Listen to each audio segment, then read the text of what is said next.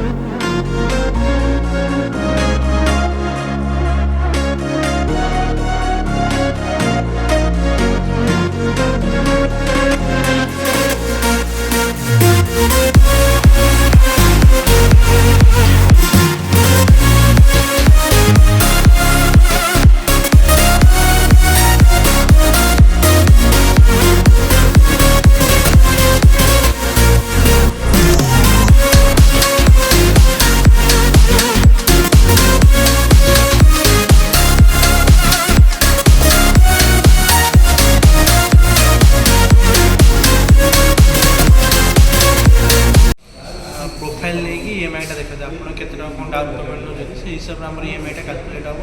आपंकर सिविल जब भल थो आपंकर इंटरेस्ट कम पड़ो ईएमआईटा से हिसाब से हम मेन कथा हूँ आप डाउन पेमेंट के कौन दौरान से हिसाब से आपंकर ईएमआईटा कैलकुलेट हुए धन्यवाद 1 लाख डाउन पेमेंट देले कस्टमर धर मिनिमम आम 80 ରୁ लक्ष टका भितर हेल्ले आम ऑन रोड हो जाए मिनिमम आप गाड़ी एक्सोरूम किसी पैसा दौना आप आरटीओ आ इन्शुरांस पेमेंटा देवे जोटा जिते आरटीओ इन्शुरांस से पेमेंट आप गाड़ी एक्सोरूम आप किसी पेमेंट करूना जोटा कि मिनिमम जोटा हो आमर जो ऑन रोड फंडिंग हो ऑन रोड फंडिंग मैंने आपंकर जी ऑन रोड प्राइस अच्छे आमको फंडिंग मिलूँ डेक्स हाँ डेक मैं डालाटा डाला केते कोन capacity 5 foot 2 inch 7 foot 2 inch deck size आमर अच्छे 5 फुट 2 इंच चौड़ा लंब 7 फुट 2 इंच 5 रे 7 रोची आज्ञा भल स्पेस में आमर एटा फ्यूल टैंक रोचे एटा होचे आमर fuel tank ethanol fuel tank आमर एबे गवर्नमेंट भी करछन्ती E20 इथानल 20% पसिबो आ ए जो स्पेसटा रोचे आपण एटा फ्यूचर रे सीएनजी लगेई परिबे सीएनजी पे भी एटर स्पेस दूच अच्छा पेट्रोल इंजिन रही ना सीएनजी आप चाहिए भी लगे पारे ये देखो तार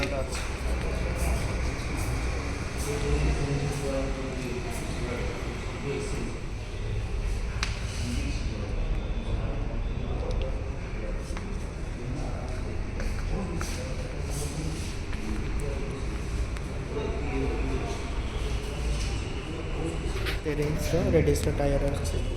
ट्यूबलेस ट्यूबलेस सब 4टा गोटे ट्यूबलेस